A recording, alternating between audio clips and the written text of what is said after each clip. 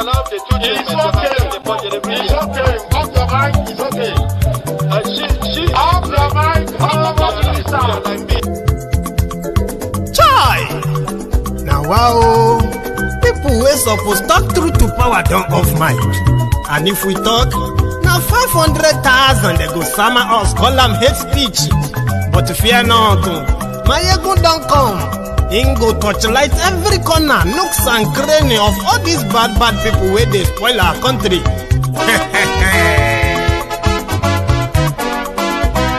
So my people make we laugh, oh, yo, yo. Maiyegun don't come, oh, yo, yo. My people make we shout, oh, yo, yo. Maiyegun don't come, oh, yo, yo. Maiyegun don't come, man of the masses, oh, yo, yo. Maiyegun don't come, oh, yo, yo. Maiyegun diary Politico, yo, yo. Maiyegun don't come, oh, yo, yo. This one not the off in mind, oh, yo, yo. Maiyegun don't come, oh, yo, yo. And in the touchlight every corner, oh, yo, yo. Maiyegun don't come, oh, yo, yo. Okay, some people be they holla say they want the power. Chai. Them be promise us say we go get light and power. Nah. Them hustle sote they can't get the power. But now they know they do anything with the power. Every day, dollar just they get the higher power over naira. See them talk say make we off mind. But thank God say Maiyegun don't come. So my people make you laugh, oh, yo, yo.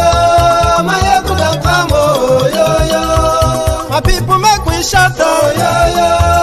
Maiyegun don't come, oh, yo, yo. Maiyegun don't come, man of the masses, oh, yo, yo. Maiyegun don't come, oh, yo, yo. Maiyegun diary Politico, oh, yo, yo. Maiyegun don't come, oh, yo, yo. This one not the off in mind, oh, yo, yo. Maiyegun don't come, oh, yo, yo. Person where they do even no one make person talk. Them say that Maiyegun, that man too they talk. He too they talk. Say Maiyegun diary, he they hot like pepper. But every day then they take money in bulk. Woman picking they the street they hawk. Still them talk say make we no talk. But thank God say Maiyegun don't come. So my people make you laugh, oh, yo, yo. Maiyegun don't come, oh, yo, yo. My people make you shout, oh, yo, yo. Maiyegun don't come, oh.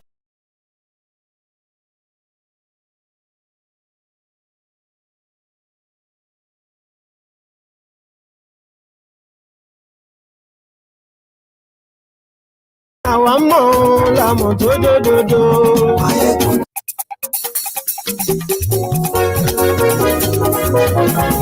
Hello there.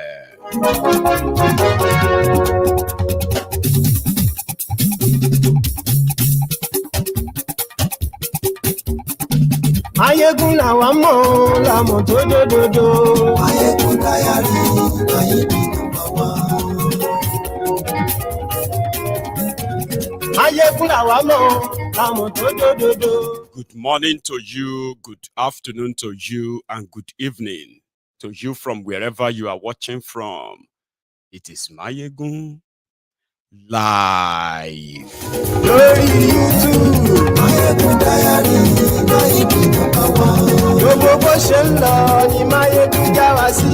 Maiyegun diary, Maiyegun number one. Thank you so much for joining me again tonight. Please read the caption of the broadcast, the description of the broadcast, share it, like it, invite your friends, invite your not so friendly friends, your frenemies, and tell them Maiyegun to today. Maiyegun diary, Maiyegun number one.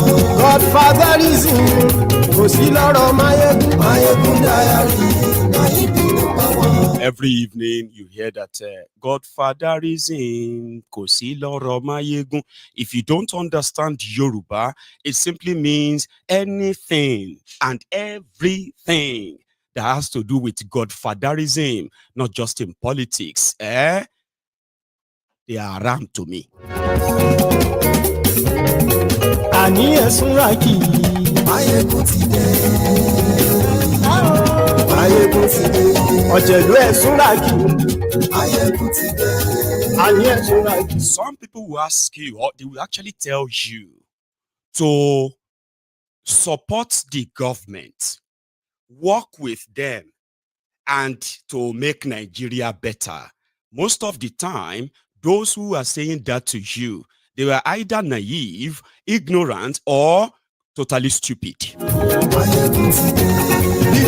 You can't help people who are deliberately destroying a country through their policies, selfishness, impunity. They bring shame upon the country, and all of us are being robbed in that debt. How do you explain this? That Tinubu wanted to go and host a business summit in Qatar. Meanwhile, Nigeria has no real business relationship with Qatar legitimately. Only one disgrace in Nigeria. And they cut across all tribes, ethnic, religious, and all of that stuff. That is why.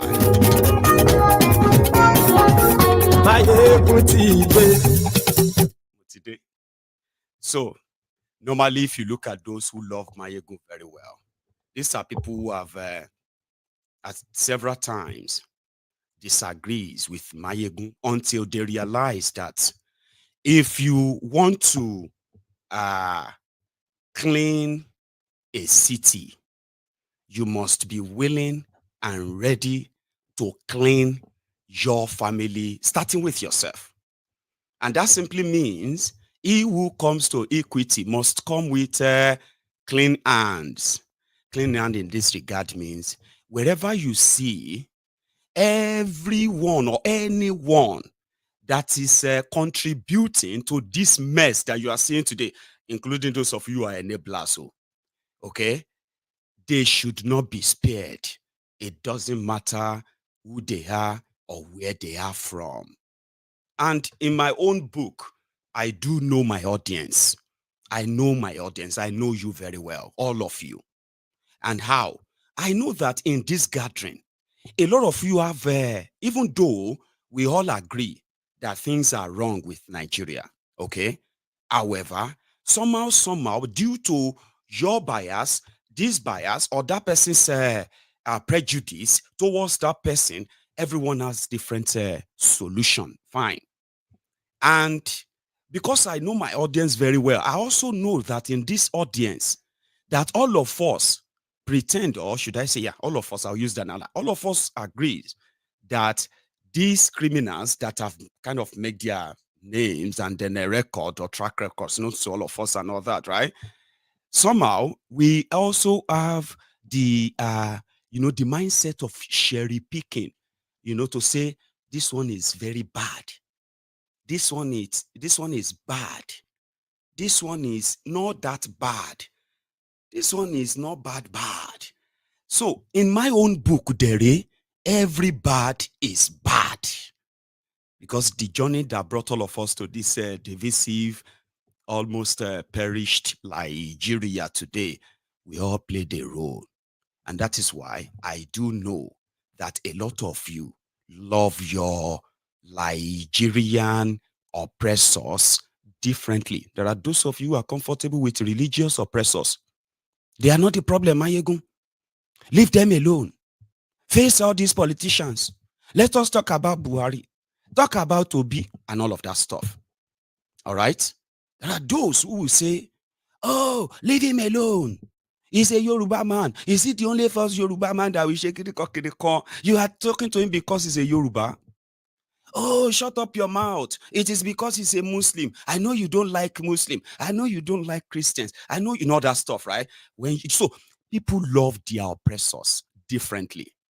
So when I say something and people say, oh, I actually thought this guy gets sense, Sha.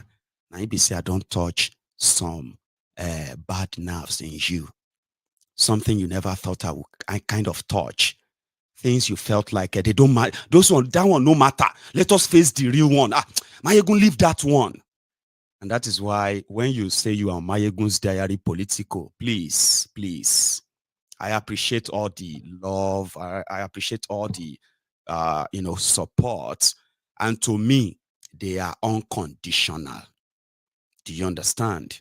I do not sign a pact to spare anyone that I fit or deem fit sharing with you. So you may like me in the morning because I'm talking about somebody you don't like. And in the evening, I am talking about somebody you secretly like. And you are there now to turn to advisor on MaiyegunsDiary Politico. Don't touch that one. Leave that alone. Let me advise you. Tó o bá fẹ́ ṣorí burúkú, tó o bá fẹ́ ṣòfò dànù, call interpreter, tó o bá fẹ́ become unfortunate. Jọ̀ọ́ nítorí Ọlọ́run. Everything you do here is, what do you call it?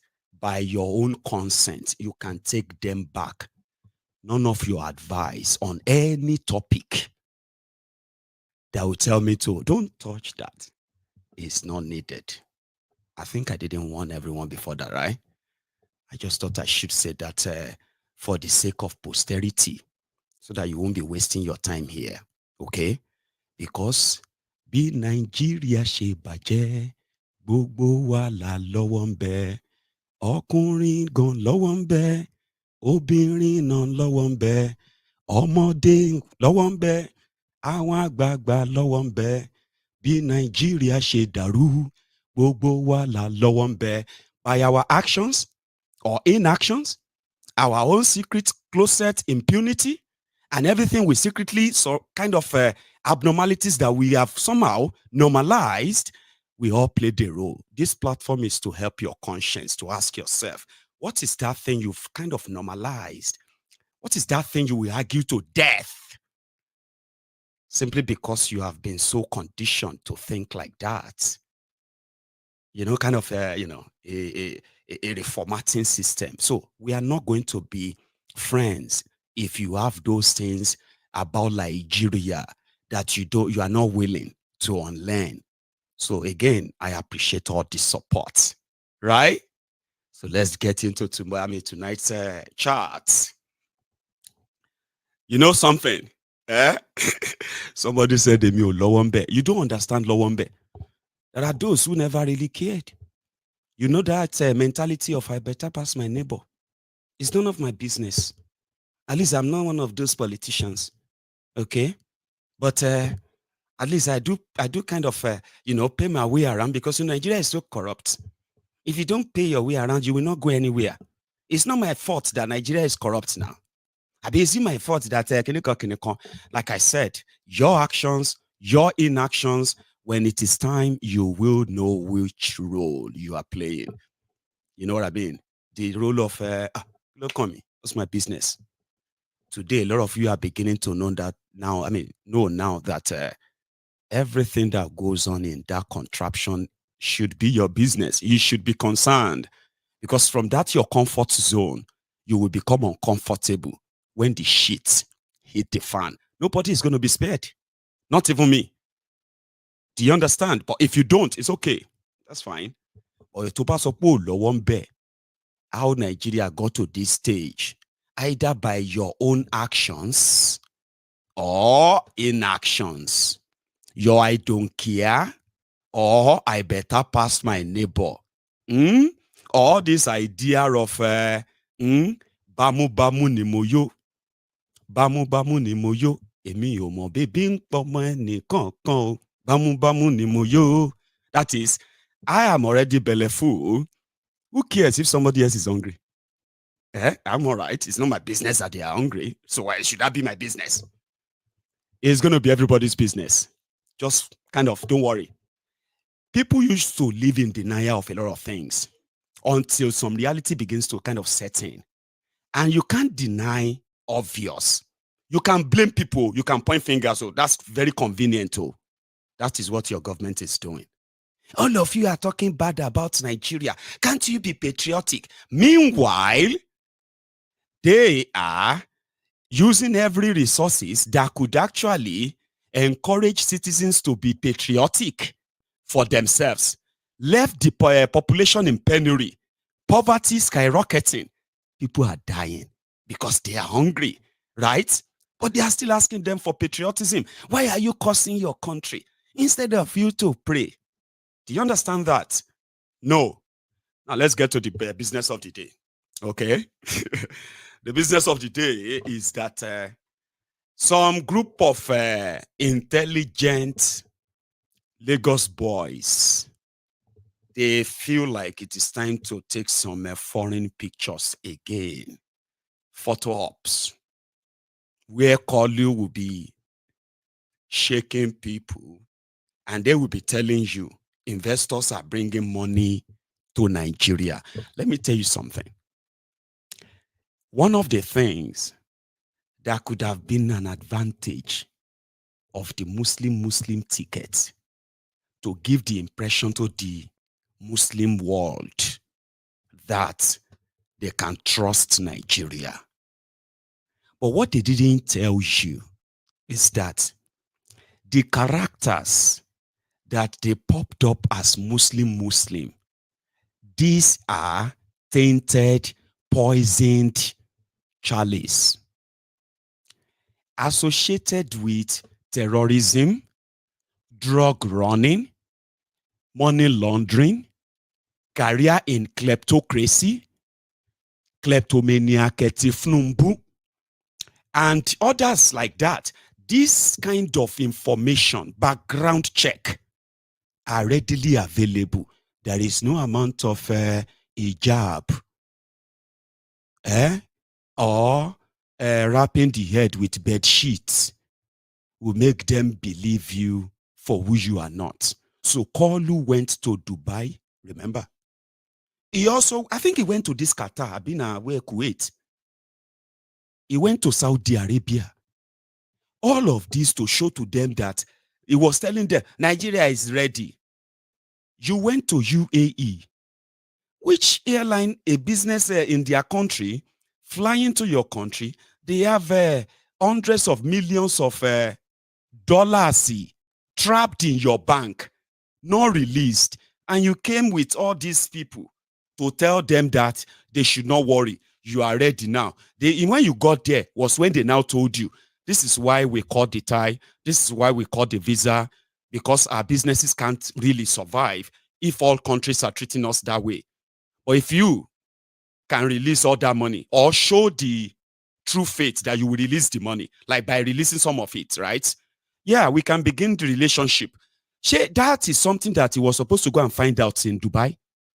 But that was what he went to find out. Now, they turned around and announced to Nigerians that Dubai has lifted the ban. They thought Dubai or UAE is like Nigeria, where somebody can wake up from the wrong side of the bed and go to the office and say, I am banning importation of rice. Hello? Do you understand what that means? I don't care. Oh, yeah, ban. Oh, another, I'll unban it. Do you understand the policy of that ban is yet to actually take proper effect? Unbanning it is going to affect that ban. Yes, unban it. That's exactly the mindset they went to Dubai with.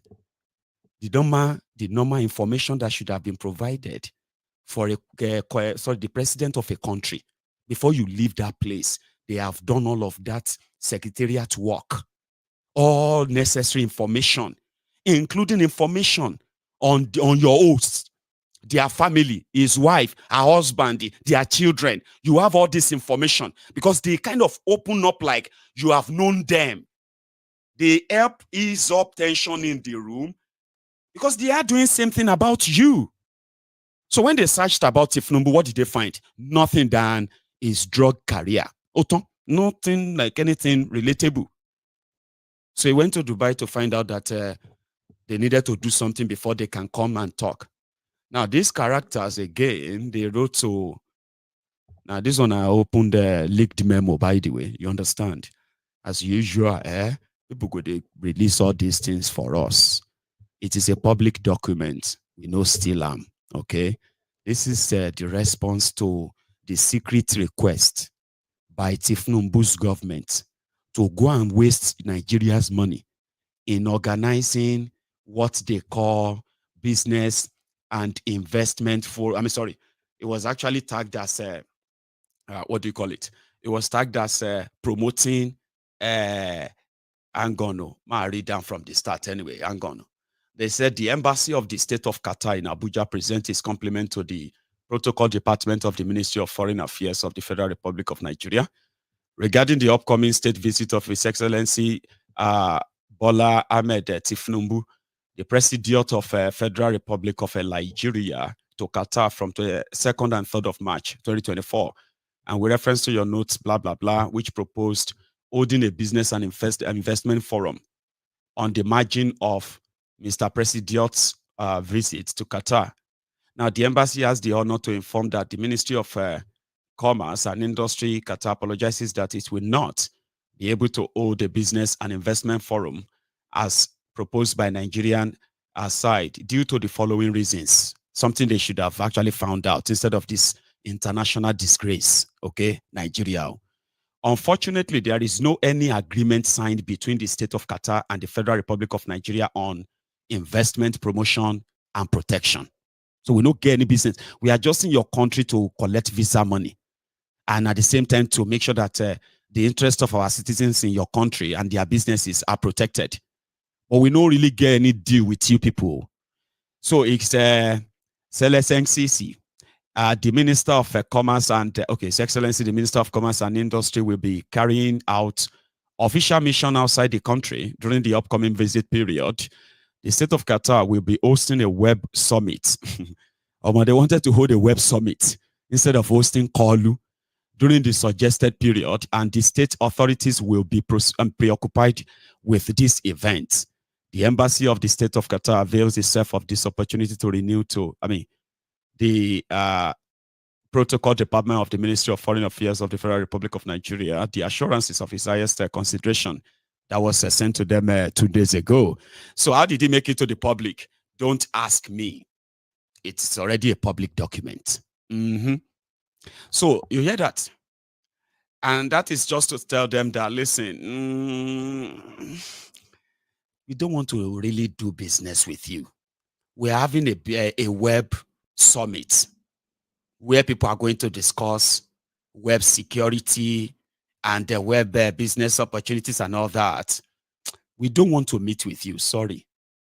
Tinubu went to Saudi Arabia. He wrapped what do you call that white cloth again? Arami cloth. Is that not what it's called, right? He even performed some level of display at Kaaba, went to Medina, went to all these places. So he returned back to Nigeria with zero investment. He went to UAE. They spent money. He was everywhere taking pictures. He was doing business forum. He was telling them, I just want to tell you that Nigeria is ready. Nigeria is ready. So I have all that video in this diary. If you go back to those dates, right? He left UAE with zero investment. But they kept lying to these Nigerians that Tinubu has signed this, has signed that, but nobody signed anything. Now people will want to borrow them money. Loan sharks were the only people that were following them about. Now the same Arab world, that Egypt went to. See Egypt, Egypt, the biggest economy in Africa after South Africa, I think. Egypt, went to the same Qatar. And Qatar businesses, they gave, see this as this whole crisis of financial crisis is all over the world. Say UK self they recession right now, or recession past recession, no. Sometimes it's better when you get recession in the UK than to be in recession or depression in Nigeria. You get what I mean? In Egypt, they are also having issue with this forex flow, inflow, and all of that. So instead of going abroad to go and borrow money, they went to abroad to the Arab world. They told them what they wanted to do, and they managed to attract investment of over $35 billion. Billion dollars. Look at my mouth. $1 billion. Billy? Not alone, no. Investment in Egypt. Kolu has been everywhere. So far, so good. He's managed to borrow at least $7 billion so far. IMF, World Bank, they are now the ones, right, holding their hands like puppet like that. Oh yeah, put on there. Put it here. Do that. Go. The shege that is still loading. You realize, okay, I'm coming to that. I don't want to deviate. So Koluda came back with zero investment, despite parading Muslim tickets, parading the Lagos boys, the city boys, parading the what do you call them again? The expats. Because you know, say Tinubu get highs for intelligent people. In all of that, shishi, because nobody want to give their money to, number one, the country that is harboring terrorists, the country that is nourishing and flourishing terrorism industry. The world knows, oh, even the Arab world knows. Nobody really want to do that. Do you understand? To now finalize it, a drug dealer, documented drug dealer, heroin dealer, the Jagabanditi is your president. Come on, man. You don't need to actually stress it too much. But it's okay if you are having hope.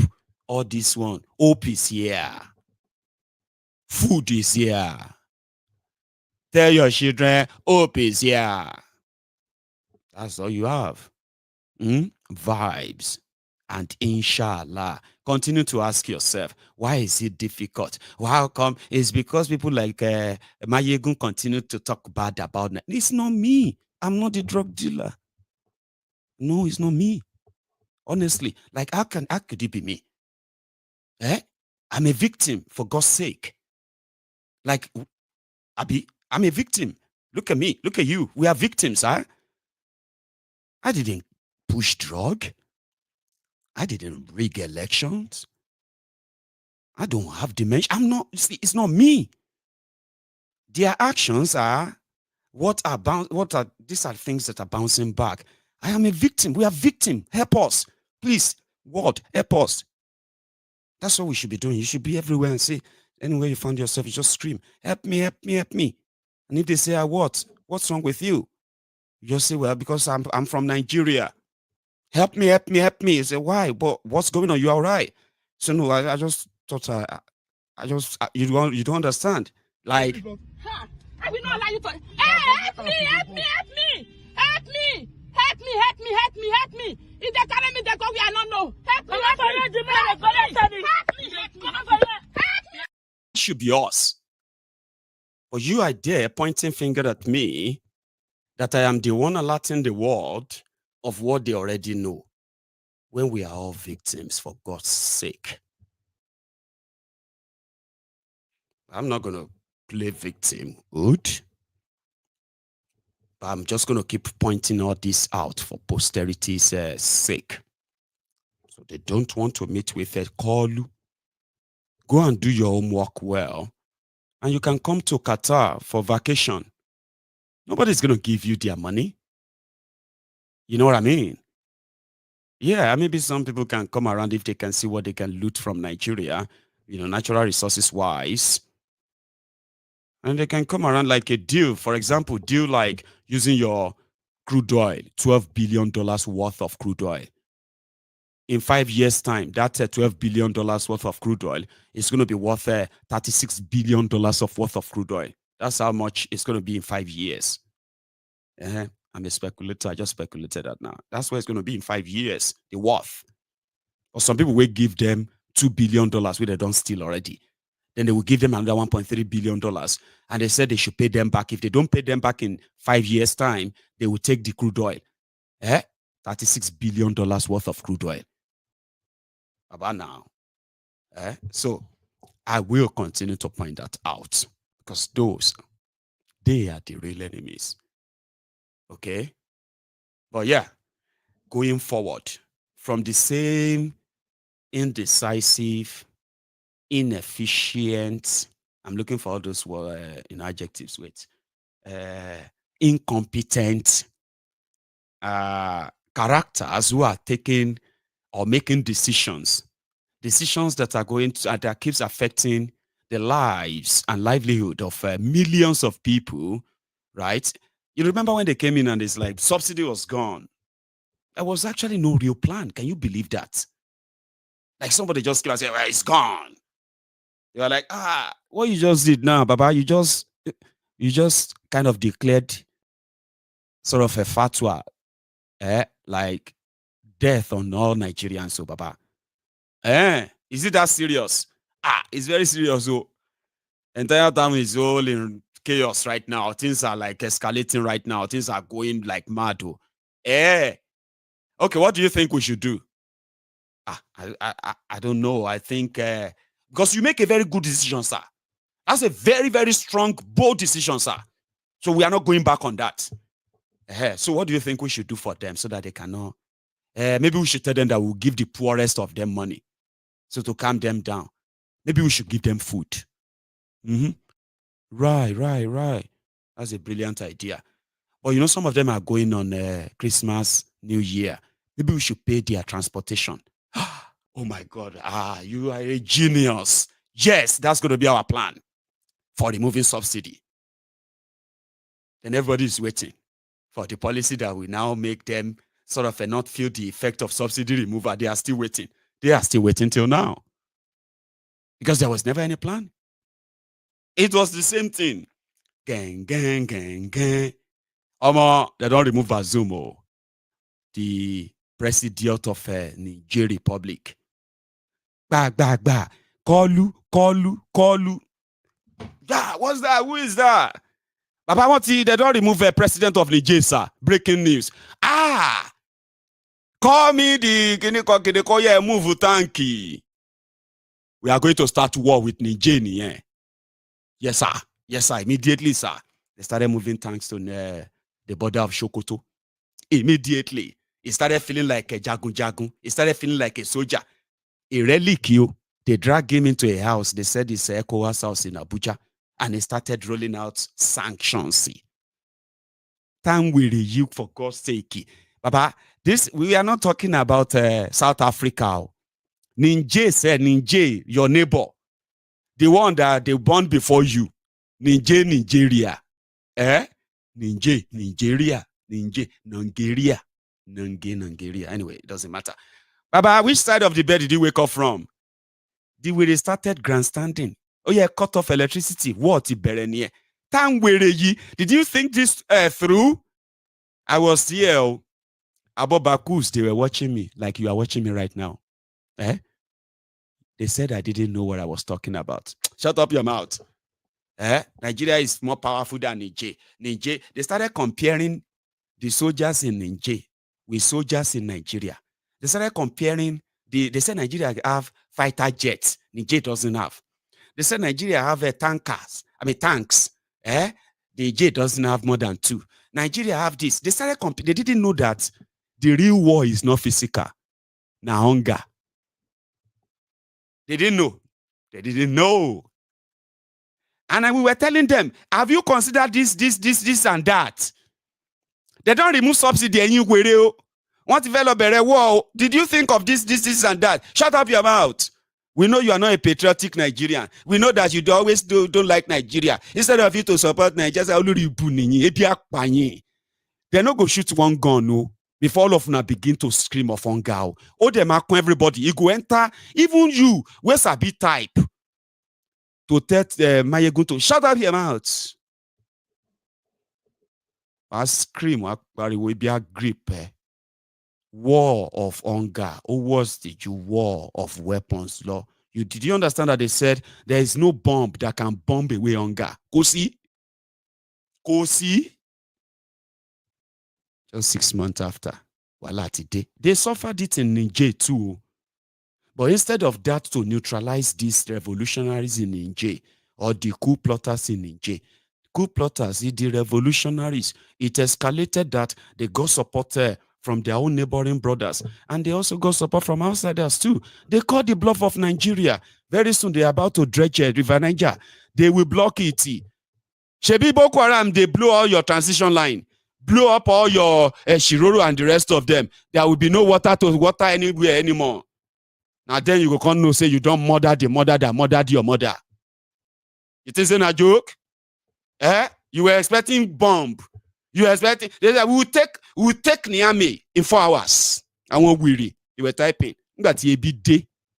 They have no idea where all this came from. Now them come they talk, say, this Tinubu, he no plan and well. He is even fighting in J. I say, Nah, Baba. Now I'm gonna reformat your brain. Be ori eto back gate man shishele kokon or twice a day. Like a dead clock. You know, dead clock can be very useful twice a day. If your clock stop at 2 o'clock, there will be two o'clocks in a day in 24 hours. 2 o'clock in the morning, 2 o'clock in the afternoon. Sure you get. So now you know say it is not by how much private fighter jet that you have, how much soldiers that you have. It's actually the opapa ebi pani alakpadupe ebi alakpadupe. Look at it today. They came together and said, what happened is that we didn't think this through. We should have treated ourselves as brothers. We are actually brothers. We should not be fighting. This issue, you know, sometimes, right? There are some things that they say, if you are a very angry person who always love, who always love a force of violence to resolve things. If, what do you call a kamudu in English? Stinking ant. That's not the name. Let me call it that, but it's a very stinking one. But more will use termite. You know, termite that where they eat chop wood. Termite, we go chop wood to sawdust. If termite land on your bula, come clip on together like this. That's the moment you know that violence doesn't resolve everything. Sometimes we need to kind of use peace sometimes. Yeah? And that's exactly what the big brother, big for nothing brother Nigeria, who wanted to fight French war, the Western war, for them, didn't think. They didn't think that through. Sanctions, skinny con, we are bigger than them. We are shaking it. They said it's soldier hanty. Have you seen soldier hands before? Even the name soldier ant, ordinary ant self, nice. Con had soldier. They have very much chopper, stinger at this tip of their face like that. If they cleave this yogbula, Baba, you go no say sometimes we need to gently resolve issue. Because you have to stay still. Don't move. Don't blink. Stay there. We are getting there. And at the same time, you know what I mean? Like, I'm a man. I don't know how it's going to be for a woman, okay? So, you get what I mean? They were fighting somebody else's war. It wasn't ours. They didn't think it through economically, right? The economic documented transaction between Nigeria and the Niger Republic, is less than, it's less than it's actually less than $500,000 a month. Something that is so far less than $6 million. Some said maybe $20 million approximately. But it is a crucial one as they are using Nigeria airports to clear their own goods into their country. Yeah, they are not so dependent on importation, by the way, right? But as they are using Benin Republic, Nigeria borders or ports to bring in things into their country, right? They are supplying Nigeria in mass, in food stock, livestock, and others, like in mass. Some people said they are the 37th state of Nigeria, by the way. To the point that some of these Sharia states that actually so shared border with them, they consider people from Niger as their cousins. Nigeria has been ruled by a Nigerian before. Yeah? Bokuwari in Papana from Niger. Baba Onikpekpeye. Quack, quack, quack. Dog seller. Yeah, in Papa stroll from Niger. Enter Daura. Come meet Salamatu, who is also, I don't know where she's from, but she was there in Daura. And that was where they based. Baba Onikpekpeye. Now, Omo Baba Onikpekpeye from Niger, he ruled you twice. Because they consider themselves as Nigerians and they are cousins. Some of them have your voter's card. They have your passport. They have your, what else? Driver lines. All you have. Some of you don't even have. They do have them. Seriously, facts. How could you just declare war on them? Just like that? It was very bad at the time. The implication of that is that it brought more bad blood. That's exactly what happened. It brought in more bad blood. They didn't think it through. So today, they decided that since this didn't work, this didn't work out. So what we're going to do is that we need to reverse it. So Kolu, at their meeting today, had this to say. Times like this, currently, we face in our sub-region demand that we take difficult but courageous decisions that put the plight of our people at the center of our deliberations. Democracy is nothing more than the political framework and the path to addressing the basic needs and aspiration of the people. This is why we must re-examine our current approach to the quest for constitutional order in 4 of our member states. I therefore urge them to reconsider the decision of these 3 nations to exit our home and not to perceive our organization as the enemy. Of course, we are not the enemy. I am confident that though our collective efforts and determination, we will navigate the challenges before us and chart a new course towards a more peaceful, secure, and prosperous West Africa. Like I said, no be everything gra they resolve. What they should have done months ago, they didn't. Is now what they are doing. And we hope it brings stability, prevents war, and our people can actually enjoy their God-given resources. That's just a prayer, by the way. No wonder they first sent the president of Ghana to go and meet that guy in Burkina Faso. We are sorry. We're going to make an announcement in Abuja tomorrow. And we would love to hear your own response. Please, Ejo to your long. Because Onodaku.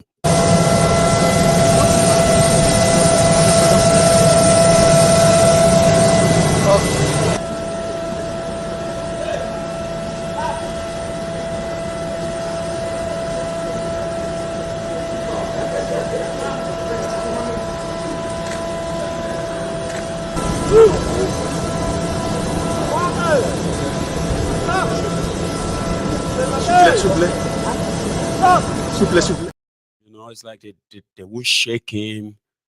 They don't trust them. But yeah, you are welcome to come and tell us what you probably are planning to do. They told them, don't shake him. Just like that. That's enough. And I bet you did see that in that video, right? So in Abuja today, their supposed president or supposed secretary made this declaration. And it's not just about Niger. It's also about Burkina Faso, Mali, and Guinea. Listen. On sanctions, the authority has resolved as follows. The authority has resolved to lift with immediate effect the following measures imposed on the Republic of Niger. A, closure of land and air borders between ECOWAS countries and Niger to be lifted.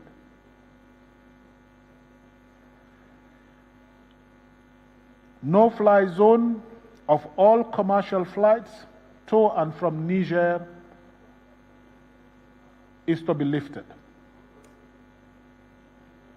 Suspension of all commercial and financial transactions between ECOWAS member states and Niger is to be lifted. Freezing of all service transactions, including utility services, is to be lifted. Freezing of assets of the Republic of Niger in ECOWAS central banks is to be lifted.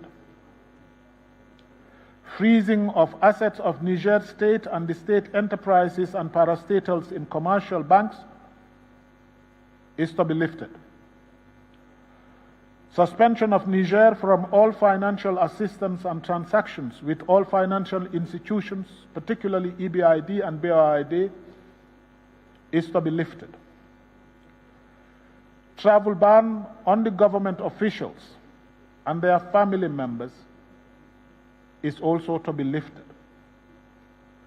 This decision is based on humanitarian considerations, especially as we are in the month of Lent and as we prepare for the holy month of Ramadan. The authority has also resolved to lift the sanctions regarding the recruitment of Malian citizens in statutory and professional positions within ECOWAS. The authority has also resolved to lift financial and economic sanctions on the Republic of Guinea. The authority has also instructed the President of the Commission to invite Burkina Faso, Niger, Mali, and Guinea to attend technical and consultative meetings of ECOWAS, as well as all security-related meetings. The authority calls on ECOWAS institutions, member states, YM, and on like that. The afterthought. Again, like somebody said, they thought they were hurting them, but they were actually teaching them the lifetime lessons, because it it actually unites these countries to the point that they did not, they did not just pull out of these ECOWAS.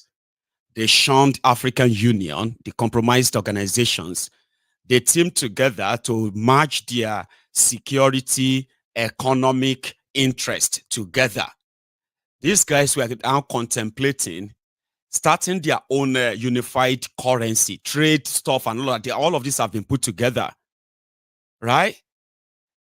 So ECOWAS, who is now going to be at loss, Nigeria, who is feeling the brunt even more. Shemika tell you, when these guys pulled out of ECOWAS because of the hostility and war sanctions that they placed on them, Niger Republic then told Nigeria, listen, let's be very honest.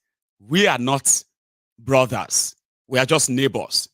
And we can only allow what we will allow. At this point, we do not want any of your commercial aircraft to fly over, whether commercial, military, to fly over Niger Republic. If any does, then.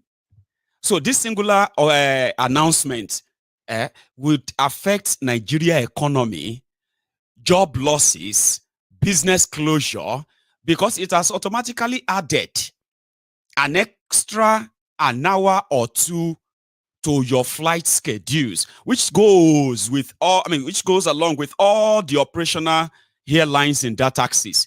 They have to avoid Niger Republic. Extra fuel, extra cost, and with the situation of Nigeria, they know they won't last long. When the effect of all of that will begin to actually manifest. They didn't think it through. They were fighting proxy war. They were fighting for their own imperialist friends, right? So the detriment of their own people.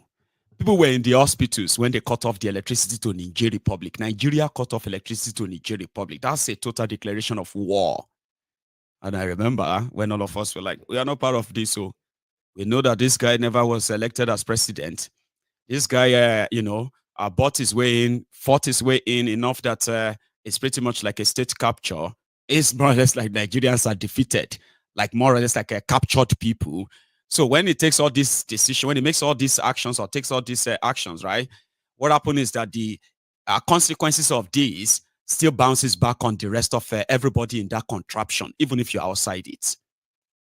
There was a security pact between Niger Republic, Burkina Faso, Mali, Chad, and Nigeria.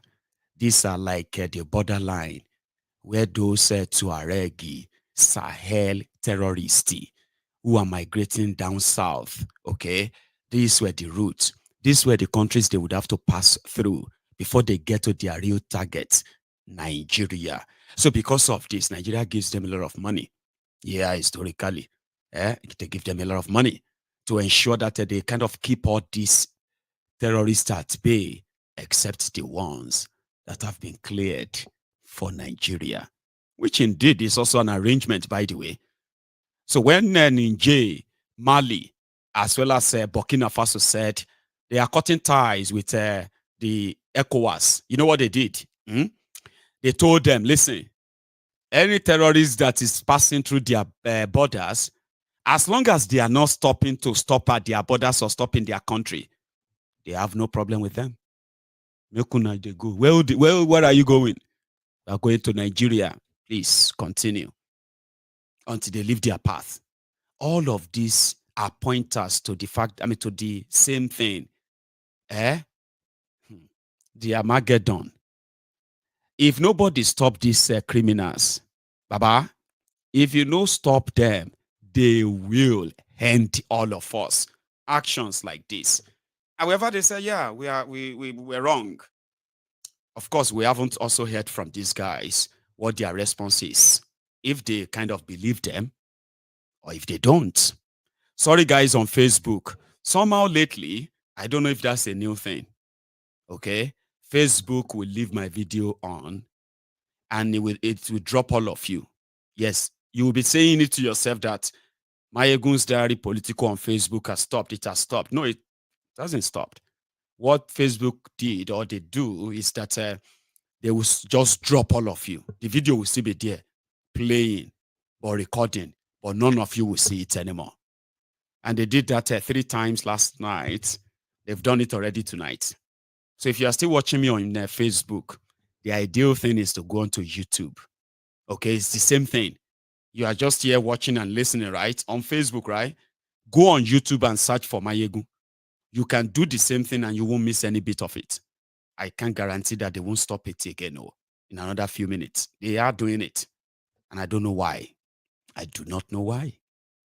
So yes, they have lifted ban. And like I said, this is a good thing. Okay, it is actually a good thing, which its effect can also ease some tension. It's not going to really change anything. The relationship has been soiled and destroyed. I do not know how diplomatically they can be back on the same page, considering what they have managed to gain when they decided not to follow the French orders or France rules or France directive anymore. All these sanctions to punish them was to turn their people against them. It didn't work. So we don't know if they are going to trust them to say, yes, we'll come back. I do not. So, but once I get something on that, you can trust me. I will share that with us. Going forward, ladies and gentlemen, because part of this effect, I'll show you some, is still happening in Nigeria right now. So the Nigerian Naira has managed to gain against the dollar, against the pounds. So what that means is that dollar lost about 200 Naira to what it was yesterday. So a dollar was exchanged for 1,698 Naira, okay, from 1,009 something. The pound was kind of exchanged today for 2,200 from the 2,400 and something yesterday.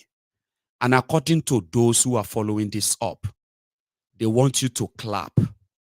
But I want you to remember, voodoo economy. This one is not true and is not in your interest. Because anything that brings out or strengthen your naira, even if they give them 10 billion now, and they bring your naira to dollar down to what? To 500 naira to a dollar, it won't still make any impact on your day-to-day cost of living, because this money is just there to kind of be in control of the speculation, be in control of the data supply and what have you. But the problem is, who are those accessing those demand and supply? Are they those who are actually using them to further help improve your economy?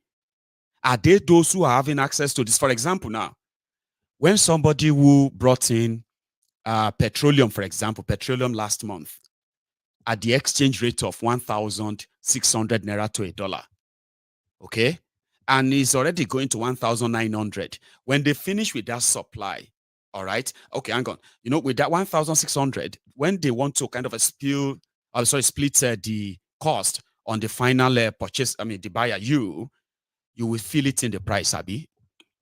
Now, if this same buyer goes back to the market and he realizes that he could exchange the same dollar for 1/4 of what he paid the last time, 400 naira to a dollar, you know what that means? It will impact on the end user, which is you. So if he brought in something that he bought at the cost of a 1,600 naira to a dollar, and he sells it to you for 2,000 naira, and he goes back to the market and he buys a dollar for 400 naira to a dollar, the same product, you would expect at least the price of this to drop straight down to 500 naira, because 1/4 of what he paid to bring it to you last time is what he's paying now to bring the same thing to you right now. So that is what they want to do. That's what they say they want to do. Now, if they, for example, if they have $10 billion and that money is judiciously kind of allowed to go into the hands of this, that is when it will make impact on your day-to-day. That is when your petrol will be cheaper. That is when your pampers will be cheaper. That's when your food will be cheaper. That's when you can be able to actually afford to buy the food. If they continue to say they are opening border, they are bringing food, and this same RNG money is going to the pocket of your governors who are using your monthly allocation, FAC allocation, to convert to dollars the money they now take abroad. Now, if these people are genuine, which I know they are not, that is why I call it voodoo economy. The voodoo economy is that you will see the temporary reduction, you will see a temporary one, and after once they exhaust the money, once they exhaust that liquid cash, liquid forex, the wahala go start again. And right there, you will be sleeping in your room. You wake up the following morning and they say things don't go up again, or you say, hey, wahala. You cannot run a country like that successfully. It is called voodoo economy. So part of what they are also doing that they haven't told you, right, is their central bank made few declarations, by the way, since for the past 72 hours. Okay, one of them is that they were telling people that they were doing everything to make sure that the price of stuff kind of reduced. Meanwhile, in 2024 alone, they have increased, right? They have increased the import duty, the exchange rate for you to pay the duty tariff, the import tariff and all that 4 times. Now, let me explain what that means, right? What I mean is that in numbers, okay, 40% of the worth of whatever you are bringing to Nigeria is what you are going to pay as duty, what have you.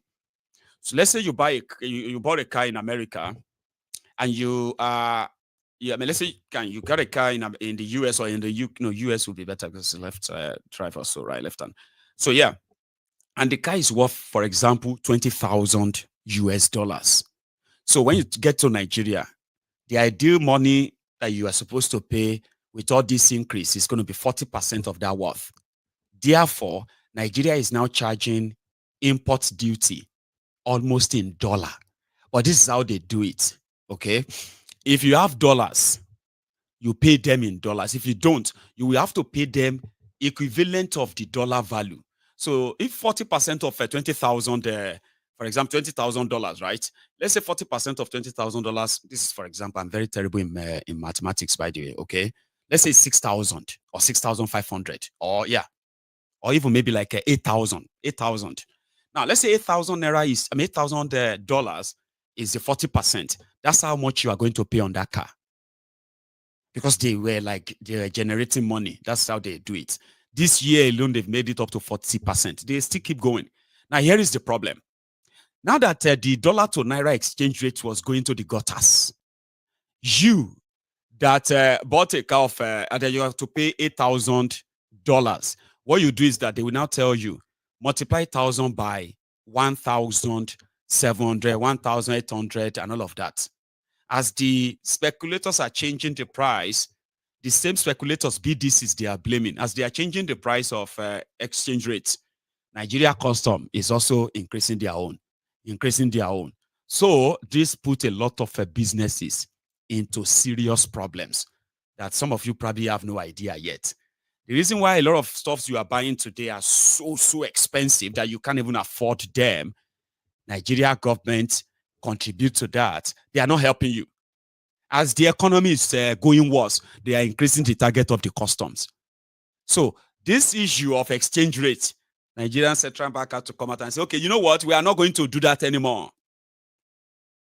As a new idea, we're going to stop that. I think it was Peter Obi that tweeted something about that, like, you are hurting businesses, so things are going to really go. It's going to be bad than what we are witnessing so far if you continue like this. So, because all you do is that, you will discourage importation, but guess what? Some people are still going to pay you all that money. But at the end of the day, the people that you are governing, they will be the one that will not be able to afford all that medication. They will not be able to afford all their daily needs. There's some things that they actually need to run their lives will become too expensive for them to afford. Then they will turn on you. So you better think. That's why I see Central Bank of Nigeria now released that statement to say, now from now on, we don't want to increase the exchange rate, this or that. But they are still scraping for money. I'm talking about wherever they can see any dollars. And with that, they are patting themselves on the back now and clapping for themselves to say, we are doing well. But here is the problem. There are those who issue licenses to the BDCs. The BDCs are the Bureau de Change. You see all those places you go on and change your money. For those of you who have done that before, apart from the bank, majority of us have done that before anyway.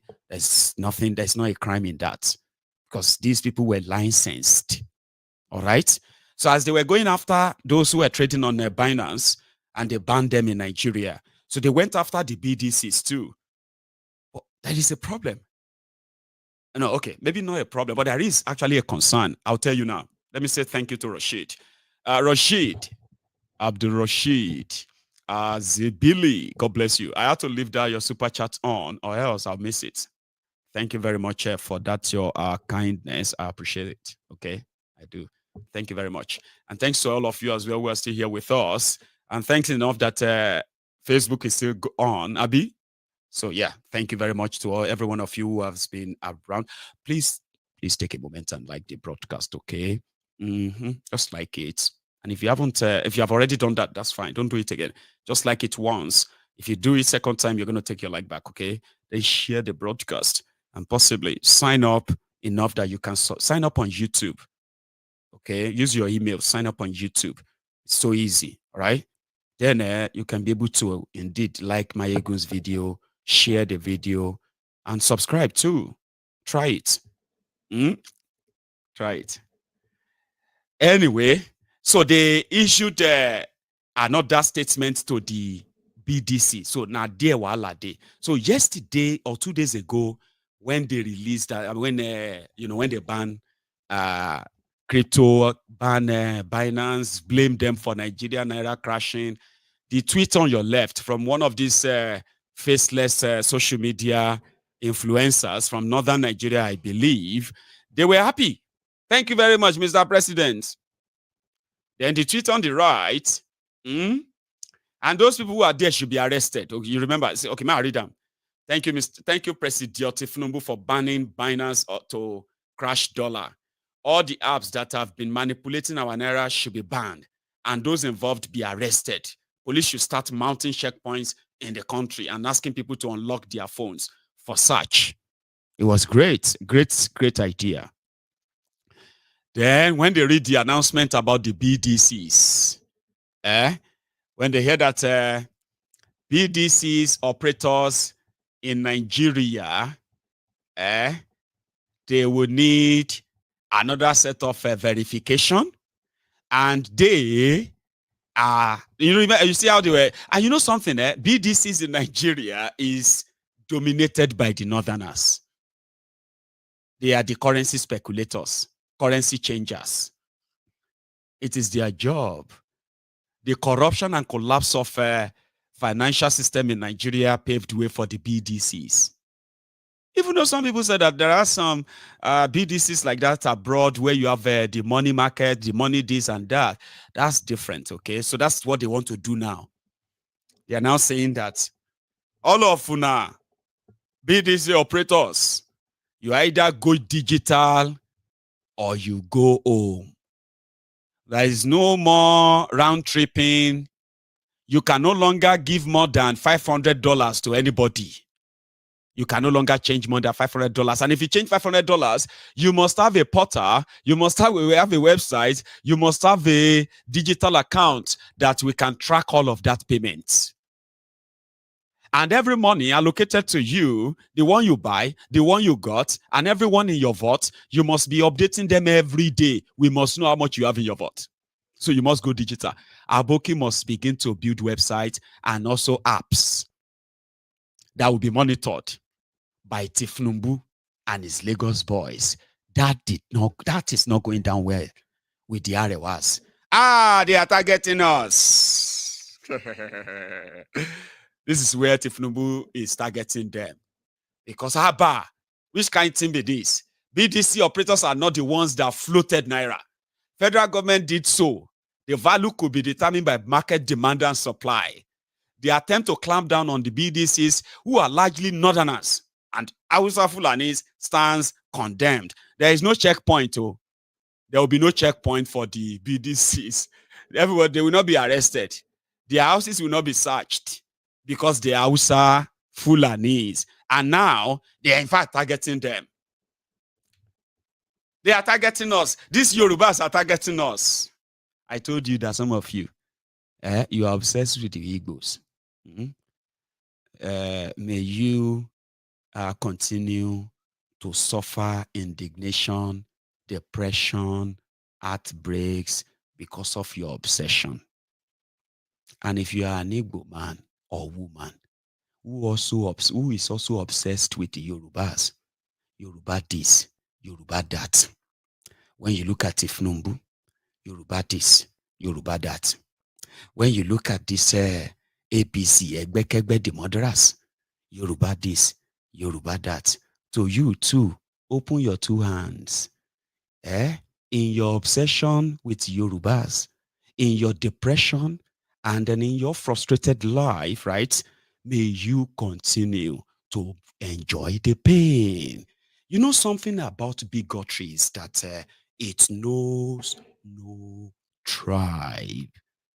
People just want a reason to just feel like, listen to me, Abobaku, Oshogbo Alimajiri.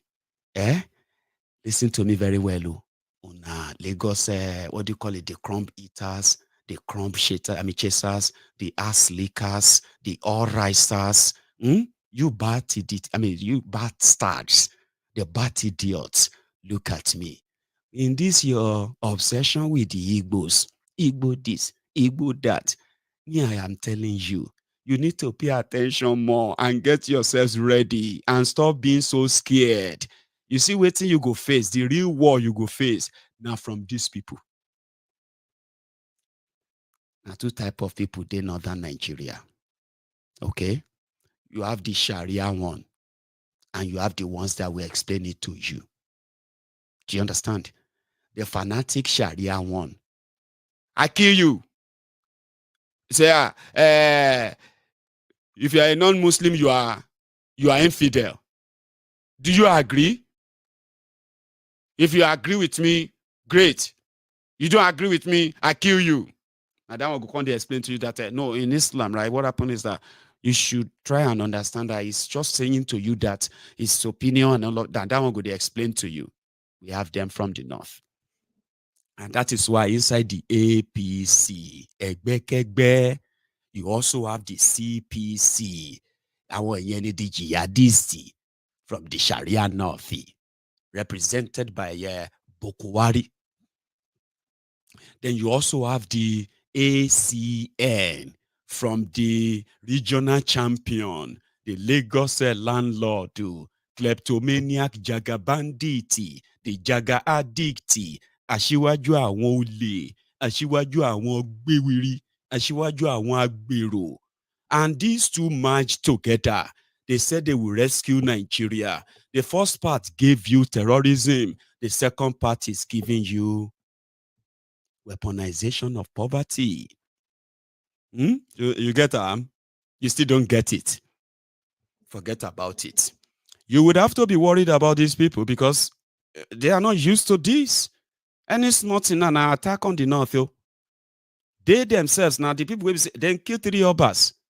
Una not even get liver to scream and say, don't ever do that again. Even do something like, we must protect our land. Though. These people are, I don't see any of that. I want to threaten Teresa Mendoza, Abuja, Remi Werekwe, Remi Tifnumbu. Now, DSS, arrest him. DSS. So, una they shout DSS. The guy don't apologize. So he said, no, he didn't mean it that way. He must have misunderstood the hadith. He didn't mean it that way that they should buy Remi. Una did there like a scared musu. Scared musu. Bo. They are not even backing at you. They just raise their hand and say, you go talk. These people kill 3 Oba in Yoruba land. Ogu kill you. You this Fulani terrorist. Ogu kill you. They say, join me, Jare. Abobaku, join me. Ogu kill all of you, you Fulani terrorists. Leave our land. I cannot say that. I say, why? Say it. Join me. So, no, I can't say that. We need to be very, very very careful. All right, we are not sure they are Fulani. The last time I checked, you see some people locally are doing all this. So let us be very careful. You see, and they look and say, but you go join them and call us terrorists. So yeah, join them, call us terrorists. They say, no. Me, I not join them. Is that not how you are living your life? Anyway, they are saying that anything we will not do, if you call them policy, now attack on the north. I want to my face in you, Peluko Boko Gidilowo. Meow. DSS. Nigeria police, Nigeria army. Is that not what you're doing? DSS. And then when an Igbo man is around, they're like, you these Igbo people, we will show you. You see, in Yoruba land, we don't take nonsense. Don't try that nonsense. We go back to your kiniko. You go to get muzzle. I mean it. Like, you are a disgrace, by the way. So much of it. They tell you that your obsession with the Igbos is taking your attention away from the real danger. I want to man not if in case if you don't know, save your energy. It's just an advice, I'm talking about the Igbos. On Monday, the leader of the IPOB, Mazi Nnamdi Kanu, his case and his bail application is going to be discussed in the same court of Binta in Yako, the compromised judge. So I'm just going to try and sound nice because I don't know who is going to see this video, and I don't want to is that called prejudice or something? No, prejudice. There's a name they call for it. I was like you are not supposed to talk about a case ongoing. Someone will respect that because I want to see this guy out by Tuesday latest, when Mazi Nnamdi Kanu will walk out. They are trying to save themselves from this endless loop of shame. You arrested a man who did nothing. Then you kidnapped him again. You first kidnapped him. Then when you couldn't prosecute him, you offered him something he didn't take. You attempted to kill him. The next thing you went on to go and commit international crime. You kidnapped a citizen of another country. Then you kept him. You couldn't do anything. Now your court said let him go several times. You didn't let him go. So it has become a sort of a total embarrassment. But since Tinubu would like to cash in and take advantage of anything, what I have been told, which is also aligning to what I also want, I don't give a damn if they have to make a deal with the devil. Release that man. Then we can talk after that. Because somebody actually have a clue to say they are making arrangements to kind of like, reduce all this shame and make it look like the court just gave him bail, not like let him go completely, but to just say that, okay, then afterward, they will just throw the case out and all that. Is the only person that I know, or I am still believing, will not come out of that place and tell all of us not to what? Not to blame Tinubu for, but we should blame Bokwari. Is one of those I believe will never say that, Baba. And I kind of strongly believe that. So if I'm going to be disappointed in anyone, it will be Nnamdi Kanu coming out to tell us that we should be patient with Tinubu. Hi. And then I'm going to say, Wala ti wah. But listen to this.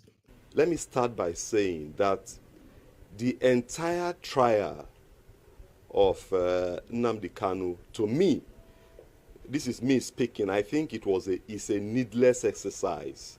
It's an exercise in futility.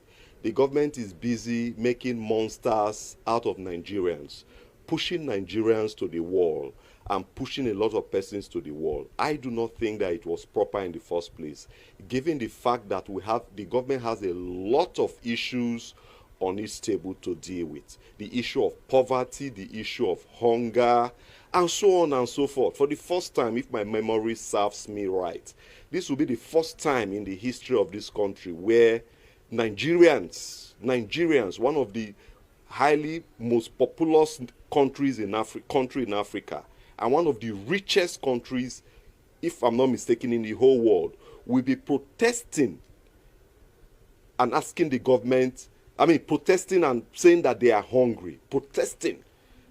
It happened in Kano, in Mina, I think somewhere in Kano it happened. And even in Abuja, there's a lot of protests against hunger and mismanagement of government. So I think the trial was needless in the first place, and the government should focus on a lot of issues. The government has a lot to do. For instance, even the military, they are overwhelmed. The entire security apparatus in Nigeria, the police, the military, the armed forces. When I say the armed forces, I mean both the Navy, Air Force, and so on. And the civil defense and all of them, they are not up to 2 million. And now, you expect these people to police over 200 million or more Nigerians. So I feel that the government is misplaced. Now, do not forget that the government spends resources and everything to be trying Omoyele Sowore. Members of the media, you are aware that charge has been dropped. With all the monies, with all the media hype, it has been dropped. The government shamelessly, entered a nolle prosequi, and the matter is dropped. So, what is the essence of all this kind of trial? Now, they should focus on issues, hunger, the weakening of the skyrocketing weakness of the naira, and so on and so forth. They should focus on all this. Now, back to the judgment of the Supreme Court, the one delivered on the 15th. The Supreme Court addressed a lot of issues on that matter and laid certain matters to rest. For instance, a lot of what is in the public domain is that Nnamdi Kanu jumped bail. You know, that was, I mean, even myself, I was compelled to believe, you understand, that he actually jumped bail. But the Supreme Court laid this matter, not just the Supreme Court, the Court of Appeal agreed. You get the point. The Court of Appeal agreed. They said no. He agreed with Nnamdi Kanu that he didn't jump bail. Rather, the state made it impossible, you understand, for Nnamdi Kanu to appear in court. That was what the Court of Appeal stated. The Court of Appeal went further to say that the trial judge was aware of all these facts put before it, but he turned a blind eye to these issues. I mean, I was amazed when I read this. I read it myself. I wasn't told. In fact, the Court of Appeal indicted, the Supreme Court indicted the trial judge and said that the impartiality of the trial judge is called to question. This is the I am not making this up. I urge members of the public to take a look at the judgment of the Supreme Court of 15th December 2023 pertaining Nnamdi Kanu. In fact, read specifically the judgment of Justice Agim, I think somewhere around page 10 to 13, where they rebuked the trial judge in all this. So what is more? You know, so the Supreme Court made a very succinct pronunciation on that matter. Now, however, the Supreme Court reinstated having found out all this, that Nnamdi Kanu did not jump bail, and he was illegally extradited from Kenya to Nigeria. The Supreme Court, in its wisdom, you know, reinstated the 7-count charge earlier struck out by the Court of Appeal. Do not forget that it was a total of 15-count charges. You understand? And the Court of Appeal, in its wisdom, struck out 8, remaining 7. So the Supreme Court, while agreeing with the Court of Appeal, you understand, that Nnamdi Kanu was illegally abducted. In fact, they used the word abducted and kidnapped. These were the words of the Supreme Court. And are you following? Now, this is you hearing from someone. He's a lawyer. He's a Muslim, he's a northerner, or a middle belt, and I'm not sure, or he's a Muslim. That he said he is so amazed. That's the word he used, Zabi. Rather than say he was shocked that all of this that he's been reading in the media, none of them is true. And there is, in fact, court evidence, court documented evidence to prove that all the nonsense you are reading in the media, they are not true. But the court ignores them, just doing the bidding of just keeping him, just keep him there, just lock him up. I want you to listen to the second part before we continue. These were the words of the Supreme Court and not my words. So the Supreme Court agreed with all this. But in its wisdom, it went ahead to reinstate the 7-count charge earlier struck out by the court below, that is the Court of Appeal, and ordered a retrial of this case. Well, the Supreme Court is the apex court of the land. Nobody there is according to our big brother in the legal profession, Michael Zekome, senior advocate of Nigeria, he said that the Supreme Court is a big masquerade, you know. So we leave it at that. But the Supreme Court ordered a retrial of the court of the matter. I would have expected, with all due respect, I am not questioning the decision, you understand, because it's final. But in my own way as a legal practitioner, I would have expected that, having agreed that Nnamdi Kanu was illegally abducted from South Africa and kidnapped and illegally extradited to Nigeria without following all the extradition processes both in Kenya and in Nigeria. Initially, before now, I was thinking that the Kenyan government was even part of this illegal abduction, but the Supreme Court laid that to rest to say that Kenyan government wasn't part of it. In fact, they were oblivious of what happened. Now, having agreed, with all the evidence presented by Nnamdi Kanu, who incidentally was the respondent in the matter, the Supreme Court, the list, with all due respect, that I expected the Court of Appeal to have done, the list was to order that Nnamdi Kanu be released on bail. You've agreed with all the indices. You understand? Breach of law, in fact, gross violation, brazen. These are some of the words, you understand, they use. Brazen, gross violation. You understand? You have agreed.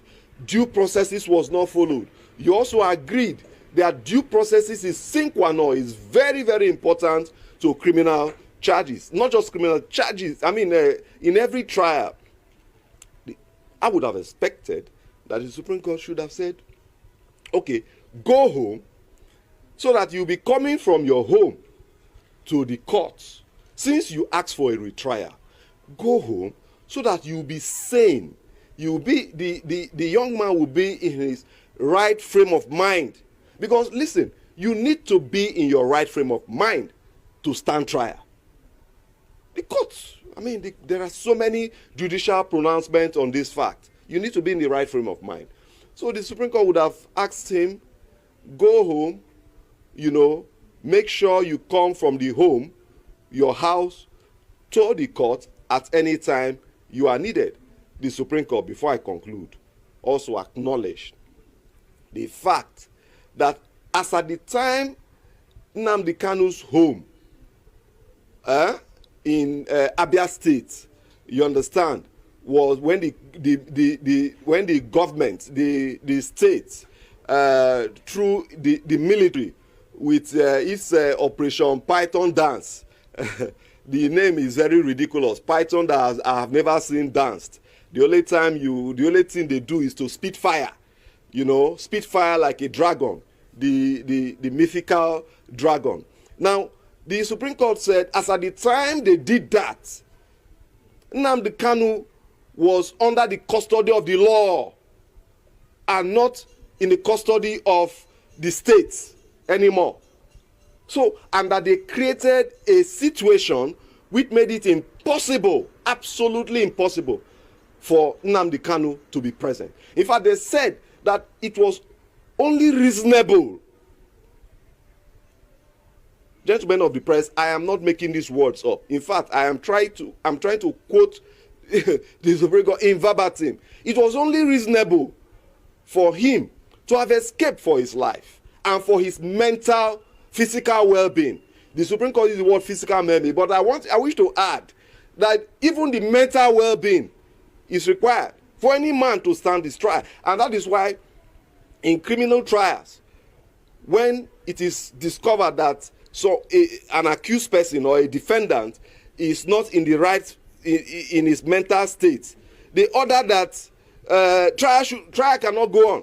These are some of the privileges that such kind of persons enjoy. So honestly, with all due respect, why we honor, respect the judgment of the Supreme Court, and we cannot do otherwise. We respect it in its totality, being the apex court of the land. But with all due respect, I still feel, in my view, in my most humble view, that the Supreme Court should have ordered Nnamdi Kanu to go home. You understand? On bail, to grant him bail, and while the trial continues. I think that it will not be out of place for the Attorney General, a man I know very, very well, a very respected Attorney General, even before he became the Attorney General, to equally extend that olive branch to Nnamdi Kanu. After all, the charges are almost similar, if not the same. These are almost the same charges. So if you could, because what is good for the goose is equally good for the gander. Look, nerves ought to be frayed in Nigeria. What we need in Nigeria today is peace, and it must start. Onye du aịkọ, o meriwo n'izu, onye ya abakare, mama dawora, una pori meri Nnamdi win the war. Python that's one, Python that's two, now Python that's three. Una pori meri Nnamdi win the war. Python that's one, Python that's two, now Python that's three. Una pori meri Nnamdi bu onye du aịkọ, o meriwo n'izu, mbiro ya abakare, mama ndawora, una pori meri Nnamdi win the war. Python that's one, Python that's two, now Python that's three. Una pori meri Nnamdi win the war. Python that's one, Python that's two, now Python that's three. Una pori meri Nnamdi win the war. Python that's one, Python that's two, now Python that's three. Una pori meri Nnamdi win the war. Python that's one, Python that's two, now Python that's three. Una pori meri Nnamdi win the war. Python that's one, Python that's two, now Python that's three. Una pori meri Nnamdi. Àtisebo, àtisete, àtisete, àti ń parọ́ tipẹ́, àtisete, òtítọ́ òdìmú òdodo òsì mọ́, àtisete, òtítete, kágbọ́dé fáláre, àtisete, kágbẹ́bí fáláre, àtisete, adájọ́ ń parọ́ torí owó, àtisete, àtisete, òtìlú ń parọ́ nítorí ipò, àtisete, àtisete, èdò gbówó mìíràn, àtisete, àtisete, ètìsete, àtisete, ìjà ń jàrá. Do I need to add more? Of course. Just like me and you, an innocent man will watch Nigeria punished, almost kill an innocent man just because of the hidden agenda, the Cold War, the profiling of the Igbos in Nigeria. A lot of you bought into it thinking, again, you were protecting Nigeria or saving Nigeria. If they decide to start another genocide against Igbo today, there are so many of you that will support them. I can bet it. Because a lot of you who now found out all the lies, all the manipulations, all the deceits, everything they told you, you were calling them to kill Nnamdi Kanu. You were calling them to kill everybody that is associated with IPOB. You are still calling on them to kill them today, some of you, because you can't really tell yourself how wrong you are. It's okay. Every day you will be faced with that truth. And the truth is that those who want you to hate the Igbos, those who want you to call for their death, they do actually not love you too. Yes. Those who encourages you, telling you you are fighting or to save Nigeria. I do not know where this all kind of degenerated from, but I do know where it all started from. Right?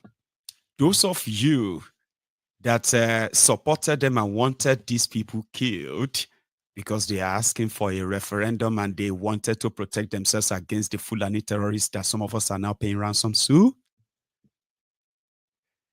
A lot of you would have supported another genocide against them. And you will tell yourselves, like your parents told themselves, that they were doing it to save Nigeria. Well, I would just say by Tuesday, they should let the innocent man go home.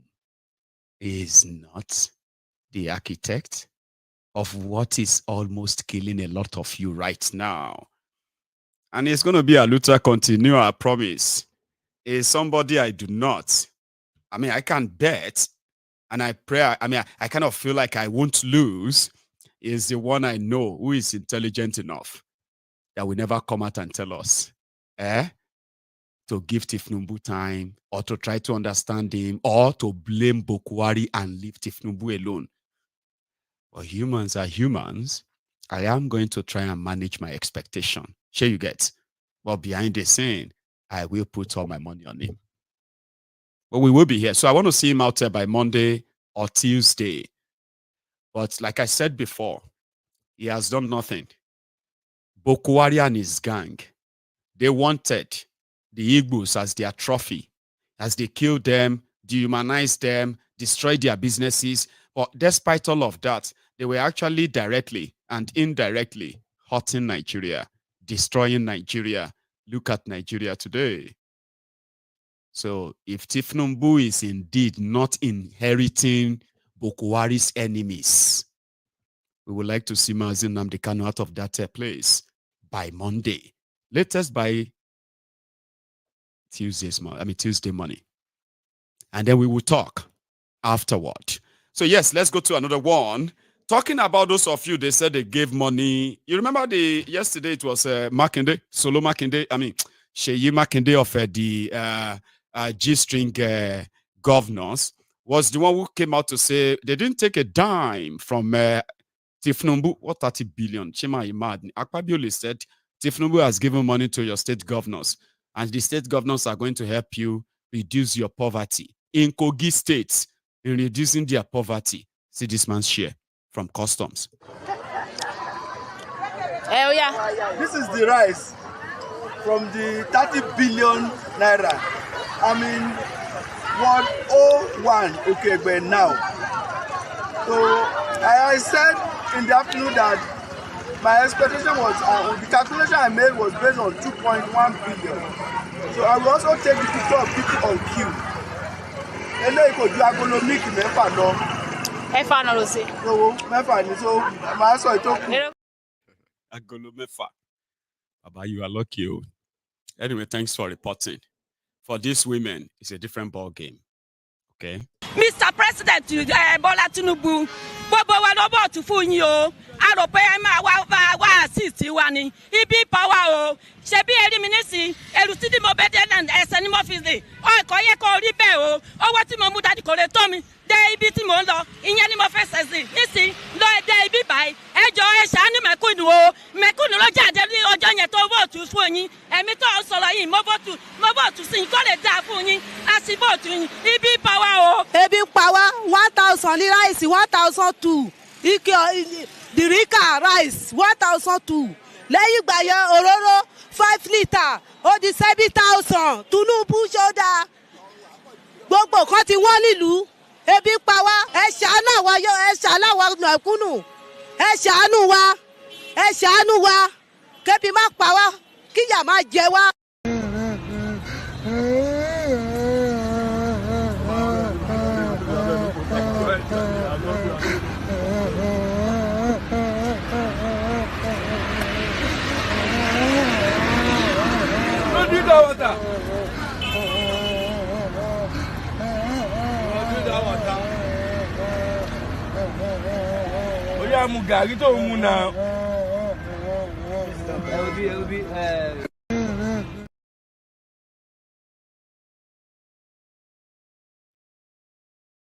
What is this?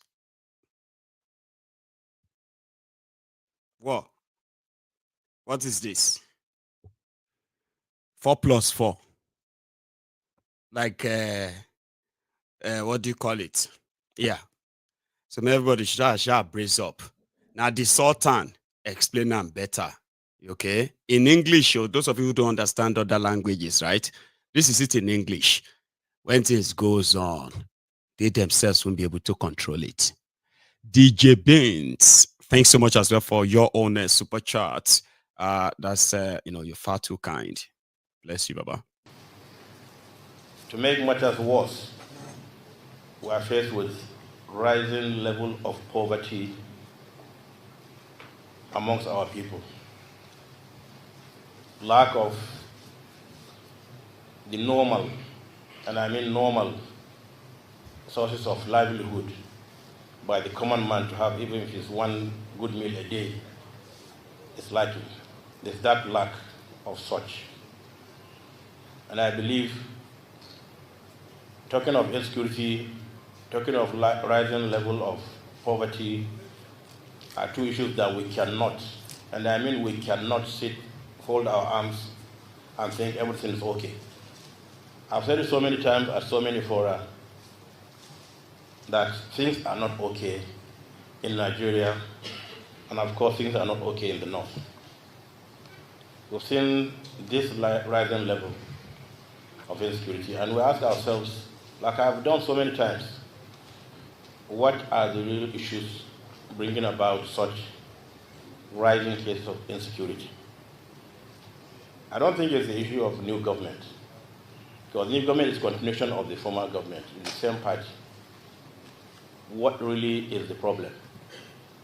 And I think that's why one of the reasons we're here to talk to ourselves. We're hoping the security chiefs will be here to brief us, and then we go into closed session and discuss some of these issues. But unfortunately, as at now, only the representative of the DG SSS is here, and we don't know whether they will be able to make it. But like I've said, whatever is the case, we finish our meeting, get our facts together, send to every one of them as our own contribution to the amelioration of insecurity and poverty in the north. And we leave the rest to them to implement or otherwise. So we're here to do our own as the fathers of these people that believe so much in us. And I believe we owe it a duty to the teeming millions of people that believe in traditional institutions to bring solutions to the various problems facing them. We will not fail in that. We will do our best. And alhamdulillah, one of these efforts is here this morning of this distinguished council to meet, deliberate on all these issues. A couple of weeks back, maybe about 2-3 weeks, the Coalition of Northern Groups held a meeting in Abuja. I was there. So were so many governors from the north. So was the Chief of Defense Staff, who happened to be a northerner, born in Sokoto, brought up in Sokoto, and then being a son of the soil of the deputy governor here. He was there. The former head of state, General Bakar, was the chairman of that program.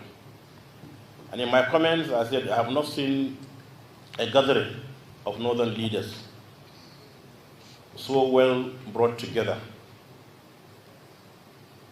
And I made comment that we hope that meeting will bring out solutions to our problems and also how to implement such solutions. Because I have said it so many times, without sounding like a broken record, we never lack solutions to our problems. What we lack is implementation. Because we meet today, we bring out so many beautiful ideas on how to solve our problems. We go back to our various places and go to bed, leaving such solutions here in this conference hall. So how do we implement such things? And that's why I invited, or rather we invited the CNG, the leadership. I told them at that meeting, at this forum this morning, we invited to come and interact with us, the outcome of such meeting in Abuja. And I'm happy to see them here, and they are all here. We invited the Area Consultative Forum to be part of us here, to talk to us too, because as elders, so many of them happen to be in politics. They have done a lot for the North, for the country. We invited them too to come and be with us. So it's a program that we believe at the end of which we will come up with various suggestions to how we resolve our numerous problems in the North.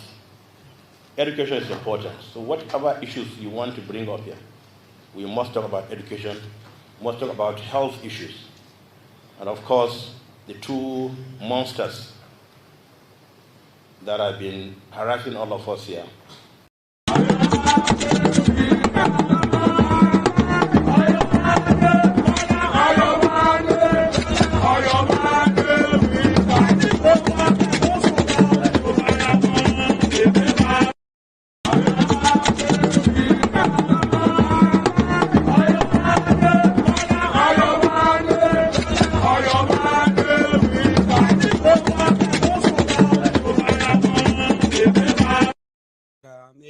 APC mo fara mọ́ ẹ jí gbogbo ọkàn tó sùn lọ o mo fara mọ́ àbí excuse me, is that not a deceit?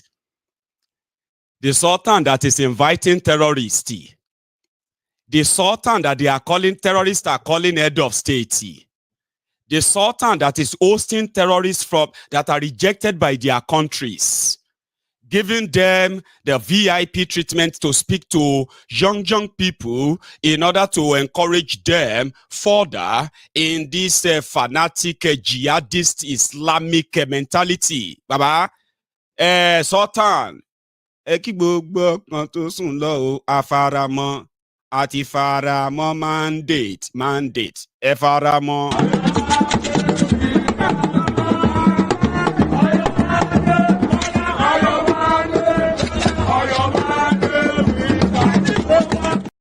Tó sùn lọ, I like that part.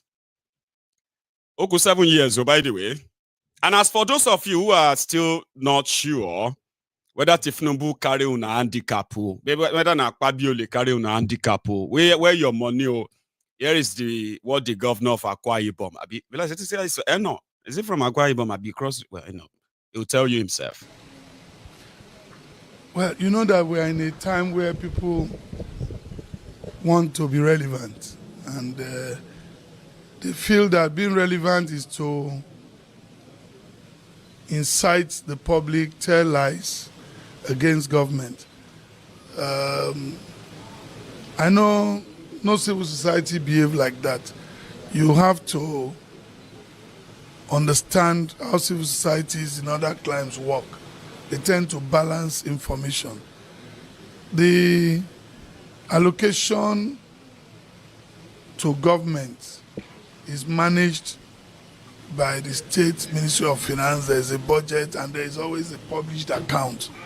So I would have asked that he waits, let the account be published, then he can ask questions, and rather than raise false alarm. On the palliative, thank God he was on the palliative committee. The money that federal government gave to me, or to the state, and indeed to all states, was 2 billion naira. Even though federal government said it was 5 billion. We are yet to receive the balance of 3 billion. Even the 2 billion, the federal government have written to us that it has to be refunded. So if you refund the money that was generally believed to be funds that was given to the state, it means that it's the state that did the palliative. And beyond the 2 billion, all of us are in this state. We saw what we did. We spent well over 5 billion if you put all together. I'm not talking, even add the salaries that we paid for 3 months and put all of that. Check with the Accountant General's office. We spent well over that. So that's the part. On the one that states have been given 30 billion for palliative, I think it's a prophecy.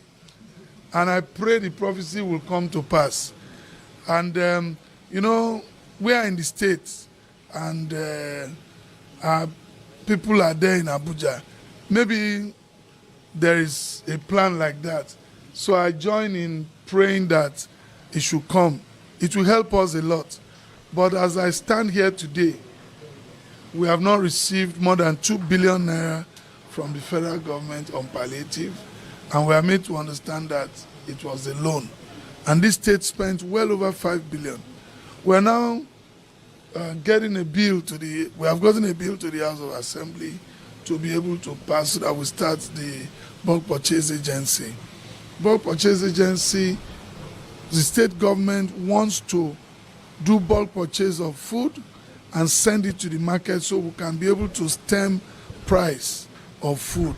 We're not setting a price control, but we'll be able to say, if you flood the market, this is the price. The challenge for us is that we want to take away middlemen so that this can get to the real people. That's always the challenge with government programs like this. And we're working hard, even before the bill is passed, to ensure that we find a perfect way that will tell all Akwa Ibomites that this is how the bulk purchase agency will run. So I believe that as a state, we are doing the very best we can. Since I came into office, I've tried to keep the cost of governance very low. I have denied myself of some of the things that are supposed to be my entitlement, so as to put it back for the common good of our citizenry. I believe in my conscience to God that I'm giving my all, and I'm prepared to do more. And anybody wants to audit the state accounts, the accountant general is there, commissioner for finance is there, director of budget is there, and see, you know. And when people say, the other day I saw someone said they put these amounts in the budget. That you put money in the budget does not mean that you are spending that amount. It's a provision. The things you spend is based on your revenue and your income. That's the actual thing. So when people say they put this in the budget, they put that in the budget, I don't think it's anything to worry about. Even in our homes, we do budgets. But nuisance lele.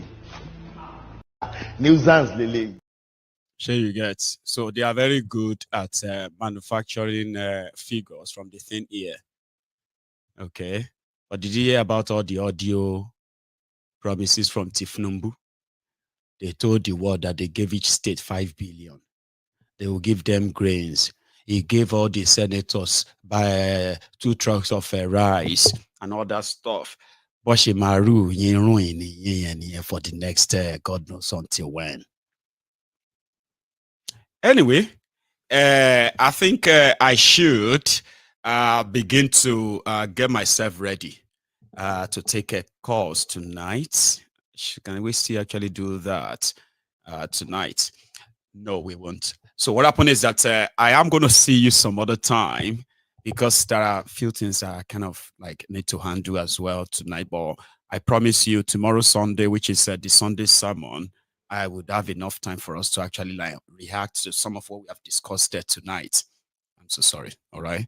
So thank you so much for spending your evening with me again, as usual. To everybody who has been part of it, sharing, commenting, and even like engaging, fighting yourselves and all that, everyone has probably picked up or learned 1 or 2 things tonight. All right.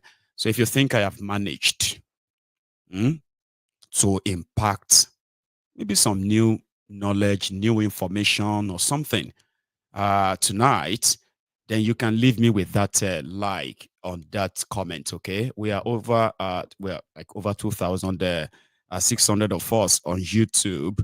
Facebook has been a mess, so don't worry about us there. Thanks to everybody on Facebook as well. Okay. But yeah, you can leave me with that like, and we can be back here again tomorrow. So thank you so much, everyone. You all have a wonderful evening, okay, and a great night too, and even more like greater weekend. Good night.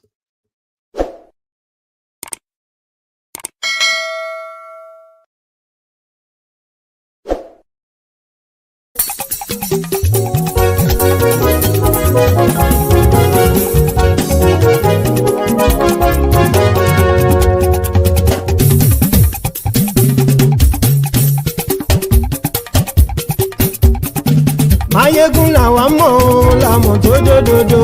Maiyegun Diary, Maiyegun #1.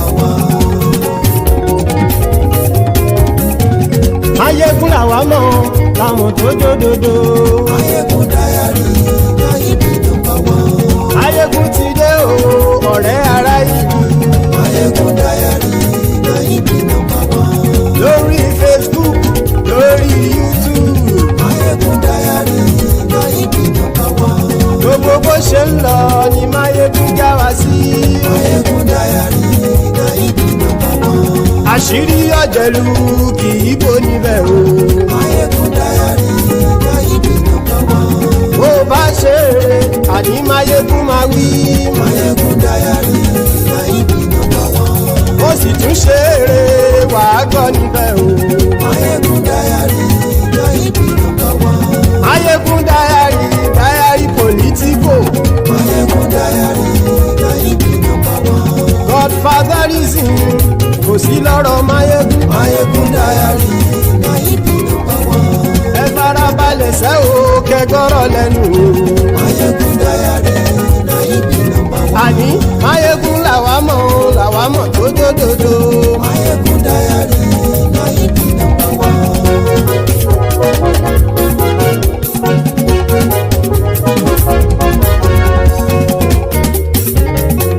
àní ẹ̀sùn ràkì. Maiyegun ti dé. Maiyegun ti dé. ọ̀jẹ̀lú ẹ̀sùn ràkì. Maiyegun ti dé. àní ẹ̀sùn ràkì. Maiyegun ti dé. lórí Facebook. Maiyegun ti dé. àní ẹ̀sùn ràkì. Maiyegun ti dé. lórí YouTube. Maiyegun ti dé. àní ẹ̀sùn ràkì. Maiyegun ti dé. bọ́ bàbá gbé wúrẹ́. Maiyegun máa wí. àní ẹ̀sùn ràkì. Maiyegun ti dé. ijó ìgbádìyẹ. Maiyegun máa wí. àní ẹ̀sùn ràkì. Maiyegun ti dé. Presido bá rúfin o. Maiyegun máa wí. àní ẹ̀sùn ràkì. Maiyegun ti dé. kí gómìnà kówó jẹ. Maiyegun máa wí. àní ẹ̀sùn ràkì. Maiyegun ti dé. ọlọ́pàá tí ń darí bá. Maiyegun máa wí. àní ẹ̀sùn ràkì. Maiyegun ti dé. aṣòfin tí ń rúfin o. Maiyegun máa wí. àní ẹ̀sùn ràkì. Maiyegun ti dé. òpùrọ́ olóṣèlú. Maiyegun máa wí. àní ẹ̀sùn ràkì. Maiyegun ti dé. ọ̀jẹ̀lú ẹ̀sùn ràkì. Maiyegun ti dé. àní ẹ̀sùn ràkì. Maiyegun ti dé.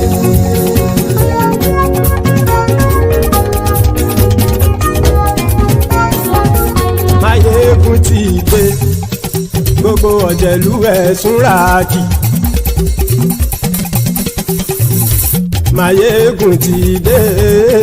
gbogbo ọ̀jẹ̀lú ẹ̀sùn ràkì. ṣùgbọ́n ní bá ti ṣe èyí tó yẹ kí wọ́n ṣe ọmọ bá dèrò ní fi wọ́n níran o. Maiyegun ti dé. Gbogbo ọ̀jẹ̀lú ẹ̀sùn ràkì. Maiyegun ti dé. Gbogbo ọ̀jẹ̀lú ẹ̀sùn ràkì. ṣùgbọ́n ní bá ti ṣe yìí tó yẹ kí wọ́n ṣe ọmọ bá dẹ́rọ̀ òní fi wọ́n níran. wọ́n fowó bẹ́ẹ̀ o Maiyegun ó sọ pé wọ́n ò fẹ́ bẹ́ẹ̀. wọ́n fowó bẹ́ẹ̀ Maiyegun ó sọ pé wọ́n ò fẹ́ bẹ́ẹ̀. oníkan ṣáàtì ṣe yìí tó yẹ kí wọ́n ṣe fáwọn ará ìlú tó gbé wọn débẹ̀ o. Maiyegun ti dé gbogbo ọ̀jẹ̀lú ẹ̀sùn ràkì. Maiyegun ti dé gbogbo ọ̀jẹ̀lú ẹ̀sùn ràkì. ṣùgbọ́n ní bá ti ṣe yìí tó yẹ kí wọ́n ṣe ọmọ bá dẹ́rọ̀ òní fi wọ́n níran. kì máa yí ṣe eré ọ̀rọ̀ yìí kì í ṣe ẹ̀fẹ̀. kì máa yí ṣe eré ọ̀rọ̀ yìí kì í ṣe ẹ̀fẹ̀. ẹni bá ti lè lẹ́bọ̀ lẹ́rù o ọmọ bá dèrò kàṣàyè tú wọn síta. Maiyegun ti dé gbogbo ọ̀jẹ̀lú ẹ̀sùn ràkì. Maiyegun ti dé gbogbo ọ̀jẹ̀lú ẹ̀sùn ràkì. ṣùgbọ́n ní bá ti ṣe yìí tó yẹ kí wọ́n ṣe ọmọ bá dẹ́rọ̀ òní fi wọ́n níran. tẹnitẹni ọmọ Maiyegun ọ̀rẹ́ ara ìlú mọ̀mọ́ ni mo fọlọ́hún ṣọ́ ẹ̀ bá kìlẹ́bù. lóòótọ́ olódodo ìlú ọ̀tá ìlú mọ̀mọ́ ni ìwọ ṣá máa ń ṣọ́ra kò sì mọ́ bẹ̀rù. bọ́tà ń lè rí bóníṣègùn lé káwọn mọ̀mọ́ fi ṣera wọn ni ó ti dẹrùn tí wọn ò gbọ́dọ̀ sì mọ́ bẹ̀. èèpo ọ̀bọ lọmọ bá dérò tàjẹ́ ò gbọ́dọ̀ jẹ́ ó ti dọba lórí àbínú ẹni kò sì mọ́ bùyà. àìsíwọ́lu ní ẹnìkẹ́ ìgbódì ẹyin lábàrá o ó kó ẹni tó bá dán o àkàmù. Maiyegun ti dé gbogbo ọ̀jẹ̀lú ẹ̀sùn ràkì. Maiyegun ti dé gbogbo ọ̀jẹ̀lú ẹ̀sùn ràkì o. ẹni bá ti ṣe yìí tó yẹ kí wọ́n ṣe ọmọ bá dèrò òní fi wọ́n níran o. Maiyegun ti dé gbogbo ọ̀jẹ̀lú ẹ̀sùn ràkì. Maiyegun ti dé gbogbo ọ̀jẹ̀lú ẹ̀sùn ràkì. ṣùgbọ́n ní bá ti ṣe yìí tó.